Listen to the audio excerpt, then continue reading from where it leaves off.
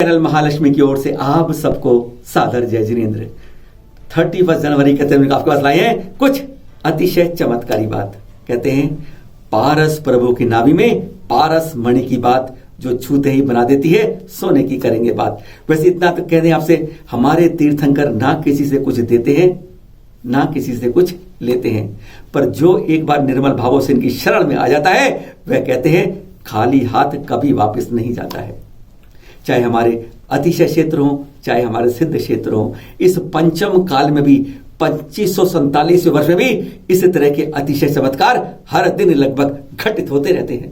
और अब आपको ले चलते हैं आज राजधानी दिल्ली से सीधा दक्षिण की तरफ, भगवान बाहुबली की धरा पर, यानी कर्नाटक राज्य में, यहाँ के जिला कालबुर्गी में, जो आप जानते हैं गुलबर्गा के नाम से। और कालबुर्गी शहर से अब चलते हैं 20 किलोमीटर दूरी पर हरसूर के अंदर। जी हां, यहां पर अब कोई जैन परिवार नहीं रहता, और एक समय ये 1000 वर्ष पहले पूरे जैनों का कस्बा था। 1050 ईस्वी में यह बना था अतिशय क्षेत्र, पारस प्रभु विघ्नहारक क्षेत्र था ये, जहां पर हम अब पहुंच गए हैं, जहां की आप दर्शन कर रहे हैं। कभी सैकड़ों एकड़ में फैला यह अतिशय क्षेत्र अब मात्र 110 गुणा 115 स्क्वायर फीट में रह गया है, यानी लगभग 15-16 हजार वर्ग फुट में रह गया है। यह त्रिकूट कहते हैं। यहां पर 3 प्रतिमाएं हैं और कभी है सैकड़ों एकड़ में बसा हुआ था। पहले थोड़ी जानकारी लाते हैं, कोई पारस मणि के बारे में बेकरारी हो रही है, पर पहले यहां के बारे में कुछ इतिहास जान लेते हैं। पहले पारस मणि का राज जाने उससे पहले एक अनोखी प्रतिमा आपको दिखाते हैं, शायद संभवतः in world the only one, विश्व में एकमात्र है। पर क्या है इसमें, देखिए ध्यान से, पद्मावती हैं, धर्मेंद्र हैं, कई बार देखिए, हर कई मंदिरों में देखिए आपने ये, पर यहां पर जरा ध्यान से और देखिए। अब देखिए दोनों ने एक साथ पारस प्रभु को अपने हाथ पर उठा रखा है। ऐसी संभवतः दुनिया में ऐसी कोई और प्रतिमा है ही नहीं। और चमत्कारिक अतिशयकारी पारस मणि वाली प्रतिमा इस समय आप दर्शन कर रहे हैं उसका अभिषेक करते हुए।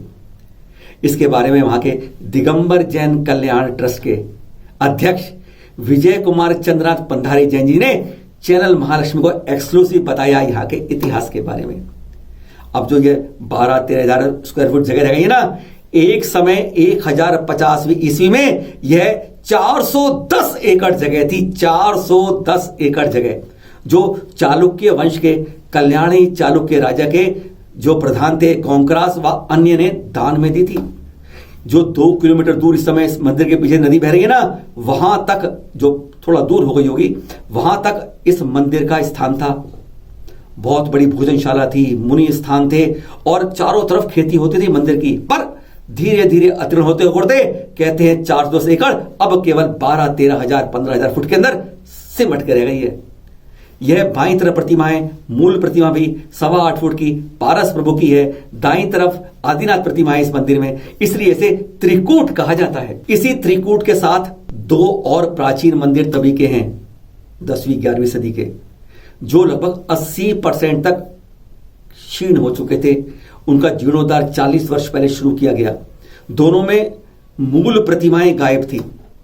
2012 में जयपुर में पंचकल्याण हुआ, वहां से एक में मुनिसूरत भगवान की और दूसरे में चंदा प्रभु भगवान की मूर्ति स्थापित की गई। और हां, बात कर रहे थे ना अतिशयकारी पारस मणि जिसकी नाभि में थी, वही प्रतिमा अब फिर दोबारा देख रहे हैं आप। विजय जी ने बताया, विजय जी के साथ यहां के आसपास के अजैन लोग भी मानते हैं इस बात को कि इसी प्रतिमा की नाभि में पारस मणि, लोग नदी से आते, अभिषेक के लिए जल लाते, यहां अभिषेक करते, पूजा करते, श्रद्धा रखते, और फिर अंटी में दबी हुई सुई को निकालते, नाभि से छुआते, पारस मणि छूते ही वह सुई सोने की बन जाती, लोग ले चलते। धीरे धीरे श्रद्धालुओं का कहते ना, हमारी खोपड़ी बहुत लालची है, लालच बढ़ता गया, सुई की जगह बड़ी चीज आने लगी। अति हो गई जब पिंड से लोग लाने लगे, 50-50 ग्राम 100-100 ग्राम की चीज लाकर सोना बना के जाने लगे। कहते हैं यहां की देवी शक्तियां फिर रुष्ट हो गई। पारस मणि जैसे एक ही झटके में एक दिन सुबह ऐसा होते ही यहां से निकली, दरवाजे के ऊपर आप छेद देख रहे हैं, सब आप देखिए ऊपर छेद देख रहे हैं, इसी छेद से निकलकर वह बाहर निकल गई। ढूंढते रहे लोग दूर दूर तक कि कहां जाके गिरी, पर वह नहीं मिली। और कहते हैं उसी समय प्रभु की जो ये नासा दृष्टि पर थी नजरें, वह दृष्टि उसी छेद की ओर चली गई, जैसे वो स्वीकार कर रही हो कि जब अगर श्रद्धा के अंदर यह लालच आ जाता है तो इसी तरीके से वैभव छोड़ के चला जाता है। और वही दृश्य आज आपको दिखा रहे हैं।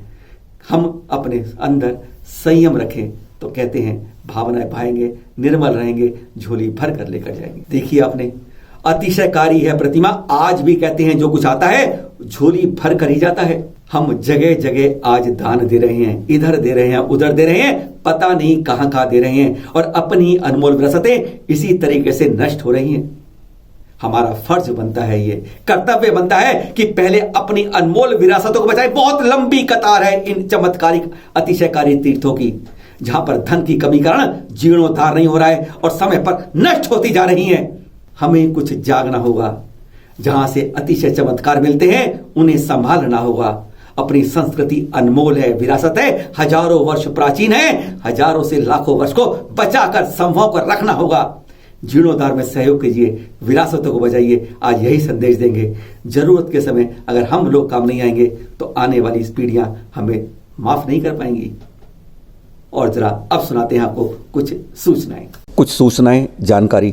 6-7 फरवरी स्वस्ति धाम जहाजपुर पंचकल्याणक प्रथम वार्षिक उत्सव व प्रथम गणनी पदारोहण दिवस, सानिध्य गणनी आरिका श्री स्वस्ति भूषण माताजी सत्संग। 10 से 18 फरवरी जबलपुर नाका दमोह श्री पार्श्वनाथ दिगंबर जैन मंदिर पंचकल्याणक गजरत महोत्सव, सानिध्य आचार्य श्री निर्भय सागर सत्संग व आरिका सकलमती माताजी सत्संग। 10 से 13 फरवरी बहराइच उत्तर प्रदेश में त्रिदिवसीय जिन सहस्त्र नाम विधान एवं गुरु उपकार दिवस।